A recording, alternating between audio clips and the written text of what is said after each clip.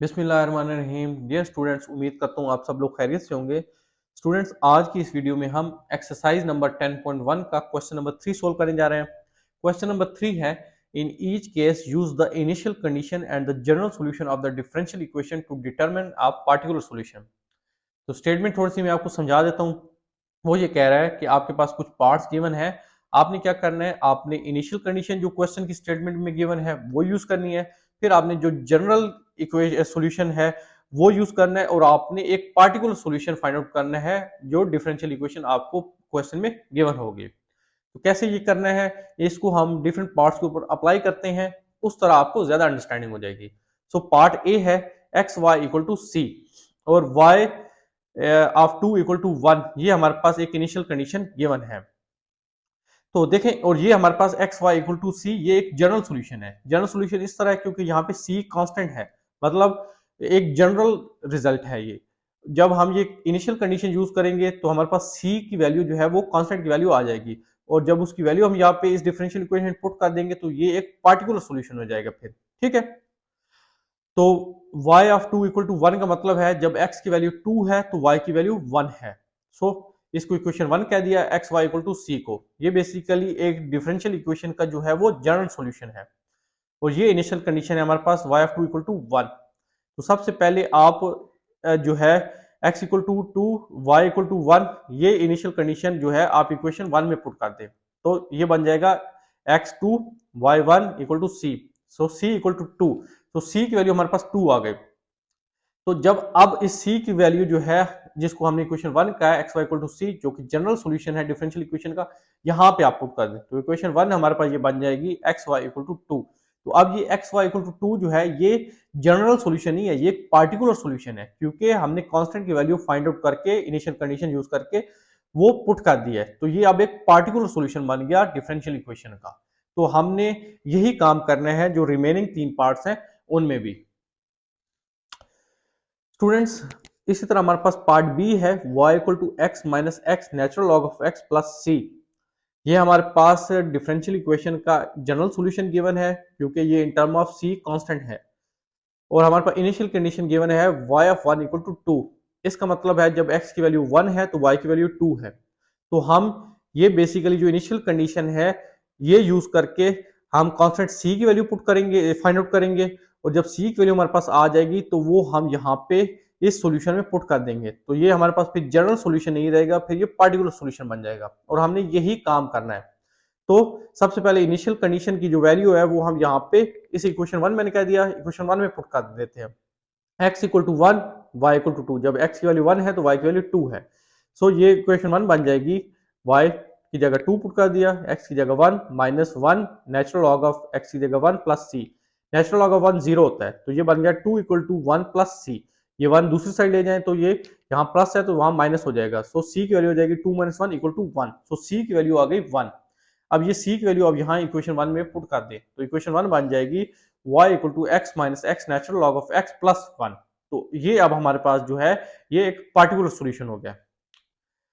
Now comes to the part c, sine x y plus y equal to c, और initial condition है y pi by 4 equal to 1। इसको सबसे पहले आपको ये चीज क्लियर होनी चाहिए, यहाँ y ब्रैकेट में जो चीज लिखी है इसका मतलब है ये x है, और इस x की वैल्यू पे इस y की वैल्यू ये है। सो जब x की वैल्यू पाई बाई 4 है तो y की वैल्यू 1 है, और ये हमारे पास इनिशियल कंडीशन है। और ये sine x y plus y equal to c, ये हमारे पास एक डिफरेंशियल इक्वेशन का जनरल सॉल्यूशन है। तो ये हम सबसे पहले इनिशियल कंडीशन पुट करेंगे यहाँ इस इक्वेशन में, इस फंक्शन में, तो हमारे पास c कांस्टेंट की वैल्यू आ जाएगी।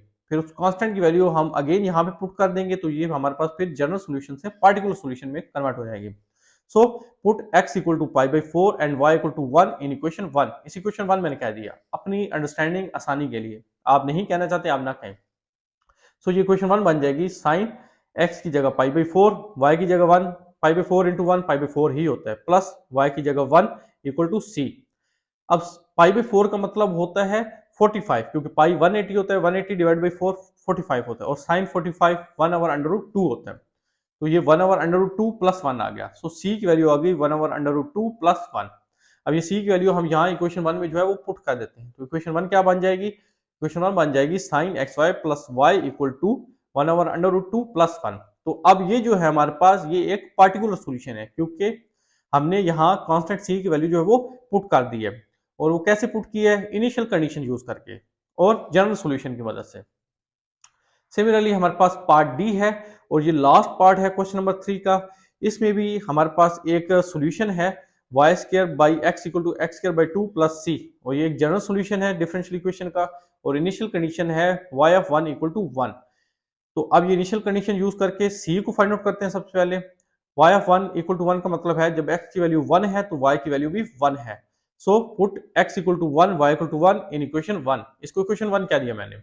सो इक्वेशन 1 बन जाएगी y की जगह 1 का whole square divide by 1 equal to 1 का whole square divide by 2 plus c. तो ये 1 equal to 1 by 2 plus c.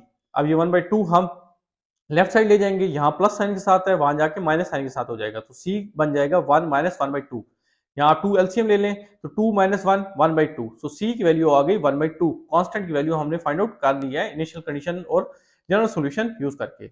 अब ये सी की वैल्यू आप यहाँ इक्वेशन 1 में पुट कर दें तो ये इक्वेशन 1 बन जाएगी y square by x equal to x square by 2 plus 1 by 2। तो ये हमारे पास पार्टिकुलर सोल्यूशन है डिफरेंशियल इक्वेशन का, जिसका जनरल सॉल्यूशन था y square by x equal to x square by 2 plus c. तो स्टूडेंट्स आप देख सकते हैं कि ये कितनी आसान और बहुत इजी कंसेप्ट था, लेकिन बहुत इंपॉर्टेंट कंसेप्ट है। तो आपसे ये कंसेप्ट भी जो है वो आपके एमसीक्यूज में पूछा जा सकता है कि अगर आपको एक जनरल सॉल्यूशन गिवन हो किसी डिफरेंशियल इक्वेशन का और इनिशियल कंडीशन आपको दे दे वो, तो आपसे पूछे कि पार्टिकुलर सॉल्यूशन क्या है। जस्ट 2 स्टेप्स आपने करने होंगे। आपने वो जो इनिशियल कंडीशन होगी वो आप पुट करेंगे जनरल सॉल्यूशन में, आपको कांस्टेंट सी की वैल्यू मिल जाएगी, और वो अगेन वो कांस्टेंट आप इस जनरल इक्वेशन में पुट कर देंगे तो वो आपके पास एक पार्टिकुलर सॉल्यूशन आ जाएगा। तो उम्मीद है स्टूडेंट्स आपको ये कंसेप्ट समझ आ गया होगा। आज की वीडियो को हम यहीं स्टॉप कर देते हैं। अगर आपको कोई क्वेश्चन हो तो कमेंट सेक्शन में जरूर बताएं। और आपसे एक रिक्वेस्ट कि अगर अभी तक आपने हमारे चैनल को सब्सक्राइब नहीं किया तो काइंडली चैनल को सब्सक्राइब कर दें। वीडियो पसंद आए तो वीडियो को ज्यादा से ज्यादा लाइक शेयर कर दीजिएगा। अपना बहुत ख्याल रखिएगा। मिलते हैं नेक्स्ट वीडियो में, तब तक के लिए अल्लाह हाफिज।